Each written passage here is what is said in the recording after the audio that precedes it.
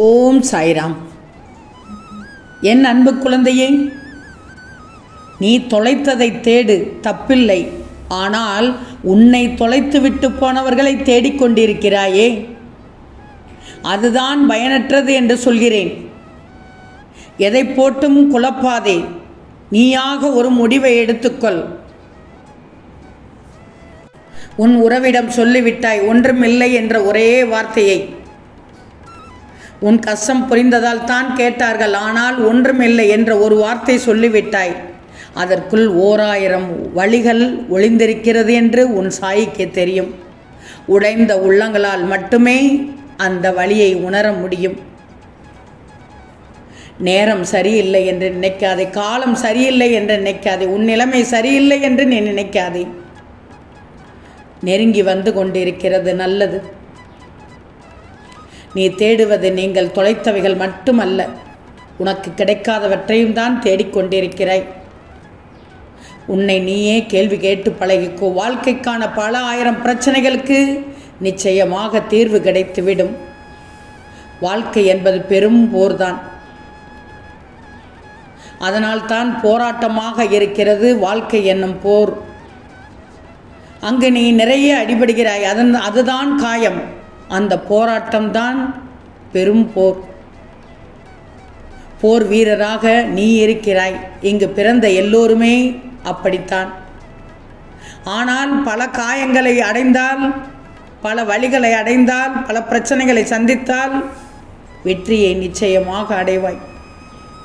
வாழ்ந்து காட்டு. நீ வார்த்தையால் பேசுவதை விட என் பிள்ளை வாழ்ந்து காட்டு. வாழ்ந்து காட்டுவதுதான் சிறப்பு. எதிலும் அசைக்க முடியாத நம்பிக்கை இருக்கணும், பொறுமை இருக்கணும். நீ இழந்தது எவ்வளவு பெரிய எப்பேற்பட்ட பொருளாக இருந்தாலும் சரி, அது செல்வமாக இருந்தாலோ, உறவாக இருந்தாலோ, இப்படி எதுவாக இருந்தாலும் உயிரை தவிர மீண்டும் உனக்கு கிடைத்துவிடும். பொறுமைதான் உனக்கு மிக மிக அவசியம். ஒரு நிமிடம் உன் கவலைக்கு இடம் கொடுத்து விட்டால் நீ ஒவ்வொரு நிமிடமும் உன் மகிழ்ச்சியை இழந்து விடுவாய். உன் வாழ்க்கையில் எதை இழந்தாலும் பரவாயில்லை, துணிச்சலோடு போராடி கொண்டிருக்கணும். வாழ்க்கை என்பது பெரும் போர்தான், போராட்டம்தான். உன்னுடைய வாழ்க்கை உனக்கானது.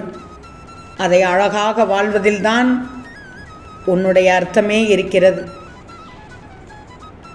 பணத்தால் எதையும் வாங்க முடியும் என்பதை தெரிஞ்சு கொண்டாய். ஆனால் ஒருபோதும் உன்னுடைய மரியாதையையோ, கௌரவத்தையோ, நேர்மையையோ தலைகாலாக நின்றாலும் வாங்க முடியுமா? இல்லையே. பேர் சொல்லி கேட்டிருப்பாய், கும்பிடும் வரை கூட கடவுள், திருடு போனால் அது சிலை, தெருவில் குப்பை போடுகிறவரை மரியாதையாகவும் சுத்தம் செய்பவரை கேவலமாகவும் பார்க்கும் சமுதாயம் இது. யோசித்துப்பார். இந்த சாய் சொல்வது புரியும்.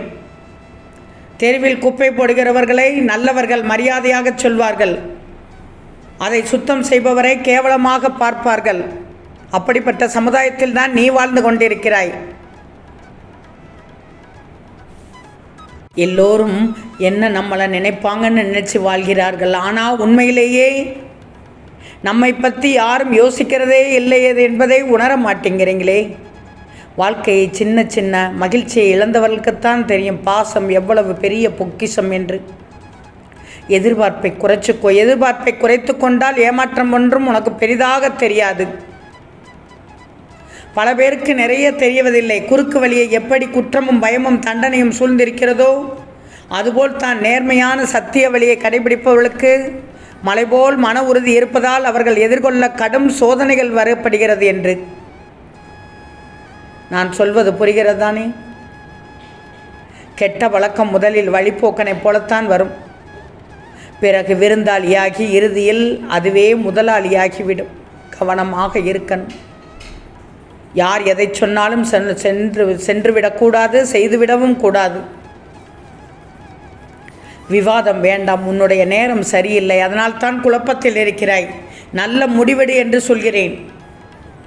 விவாதத்தின் போது அமைதிதான் உனக்கு துணை. நாக்கு மிக மென்மையானது தான். ஆனால் சில சமயங்களில்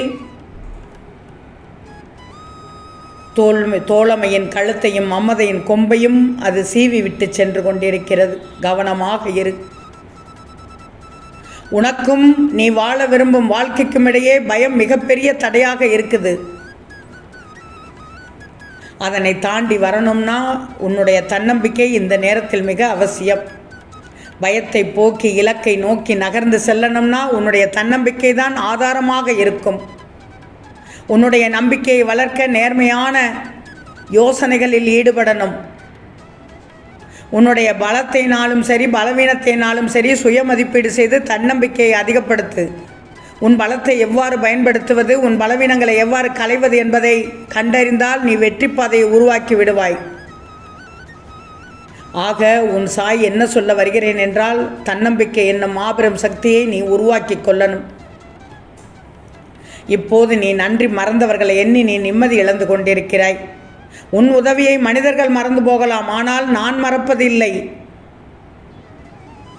இந்த நேரத்தில் தான் உனக்கு கோபம் வருகிறது. கோபத்தை உப்பு போல பயன்படுத்த. குறைத்தால் மரியாதை போய்விடும், கூடினால் மதிப்பே இல்லாமல் போய்விடும்.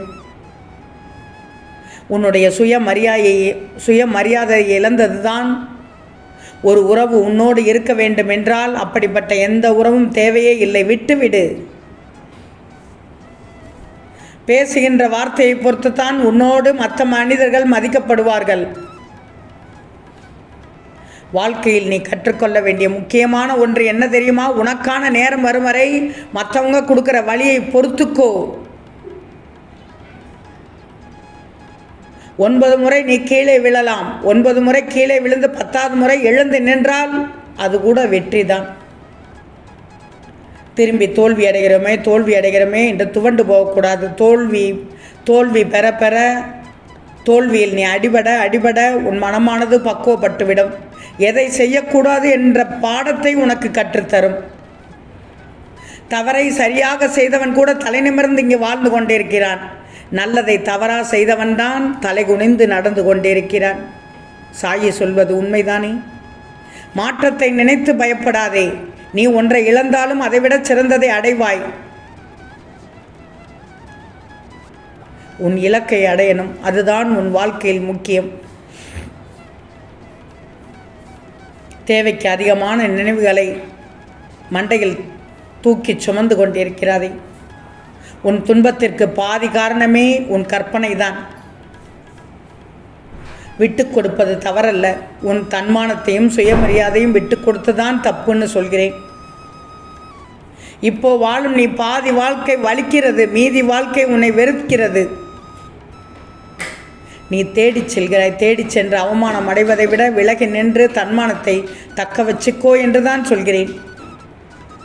கவலையே படாதே. உனக்கு நல்ல நேரம் துவங்கி விட்டது. மனதை போட்டு குழப்பாதே.